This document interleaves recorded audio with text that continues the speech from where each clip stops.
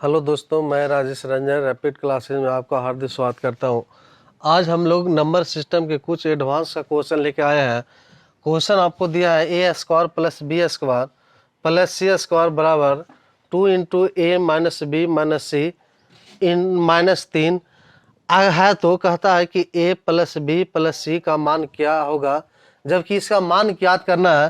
कहता है A plus B plus C का मान क्या होगा।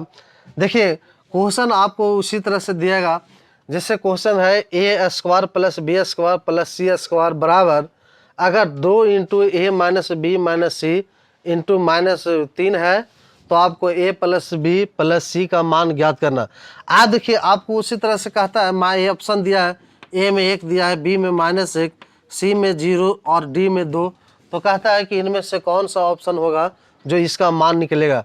आप यहाँ पर ध्यान से देखिएगा, क्वेश्चन दिया है A plus B square plus C square बराबर 2 into A minus B minus सी और -3। आप यहाँ पर ध्यान से देखिएगा, इसका मान सबसे पहले पुट करना है। जैसे यहाँ पर हम रख देते हैं 1, आई माइनस हो जाएगा 1 और माइनस हो जाएगा 1। आप यहाँ पर ध्यान से देखिएगा -1 यानी कि यहाँ पर ध्यान से -1 और -1 तो -2 हो जाएगा। आप -2 में जब 2 से गुना करिएगा तो 4 हो जाएगा। आप यहाँ पर ध्यान से देखिएगा तो यहाँ पर ही -1 अब -1 में -1 से गुना करेंगे तो 2 हो जाएगा। 2 में आप गुना करिए 4 से तो 2 में 2 दूनी 4 हो जाएगा। 4 में देखिए 1 घटेगा तो -3। और उसी तरह से इसका बराबर है A square plus B square plus C square. तब कहता है A plus B plus C का मान क्या होगा। यानी कि इसका हम लोग मान को पुट कर सकते हैं।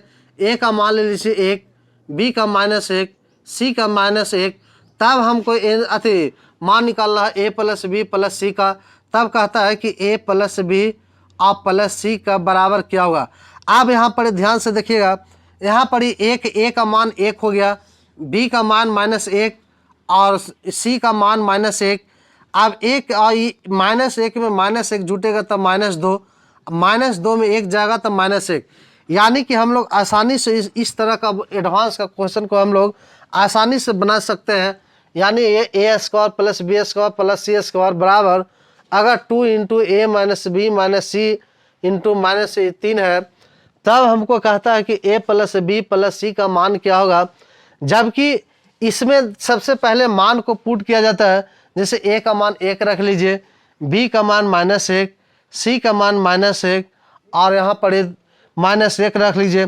तो देखिए ए का मान 1 हो जाएगा, बी का मान -1 है तो -1, सी का मान -1 -1 और -1 -2 हो जाता है और ये 1 का 1 हो जाएगा। यानी कि -2 में 1 जगह तो -1। उसी तरह से एक क्वेश्चन और इसको हम लोग बनाने का कोशिश करते हैं। जैसे मान ली कि ई प्लस कर देते हैं, तब कहता है कि इसका मान क्या होगा। तब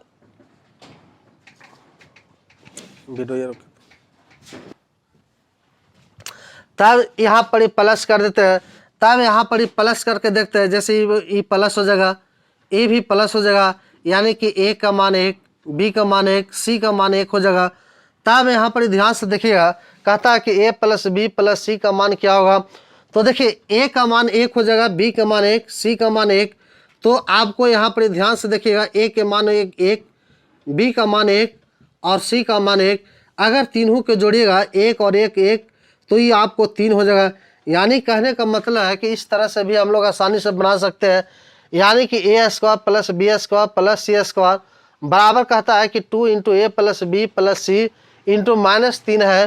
तो कहता है कि A plus B plus C का मान क्या होगा।